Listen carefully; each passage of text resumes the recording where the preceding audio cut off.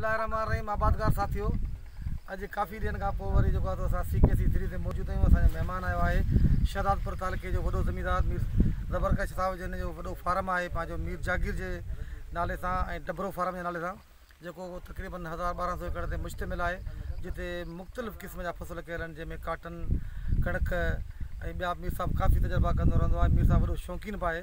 अॼु जेको आहे सो पाण पर्सनली तौर ते अब्बास फार्म ते आया आहियूं। हिननि जो शौक़ु हो त असां ckc वैरायटी खे ॾिसूं, त मीर साहिब खे जेका ckc वैरायटी सां विज़िट कराई आहे, त हाणे जेको फीडबैक आहे या जेको ॾिठो मीर साहिब खे, उहो वैरायटी खे पाण ॾिठो अथनि। साईं तव्हां ॿुधायो आबादगारनि खे।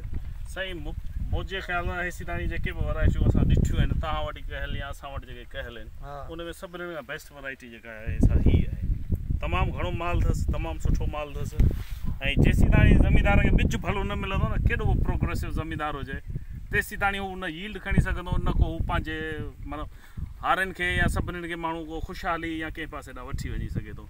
ऐं जेसीं ताईं ही ॾिसो ताईं माल ॾिसो, ॿूटा ॾिसो, तमामु बहितरीनु आहे वैरायटी ही। ऐं अहिड़ी वैरायटियुनि जी पाण वारी सिंध जे ज़मींदारनि खे तमामु घणी ज़रूरत आहे।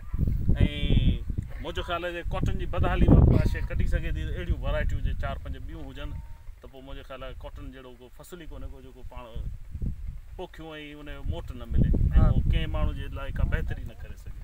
तमामु बहितरीनु वैरायटी आबादगारनि जे लाइ मुंहिंजे बि ख़्याल में त इनकलाब आऊं सम्झां पियो, पर हाणे ॾिसूं त ही पैदावार केतिरी थो ॾे। साईं असां मूं इहा वैरायटी कान्हे काई। हा सही ॻाल्हि आहे। ऐं इन करे तव्हां वटि पहिरीं ॾिसणु आयो आहियां की माना मैदान में लहण खां पहिरीं माण्हू जेको दोस्त आहे या जंहिं सॼण वटि कयल आहे, त माण्हू उन वटि वञी पेर भरे ॾिसी अचे की उहा शइ कीअं आहे।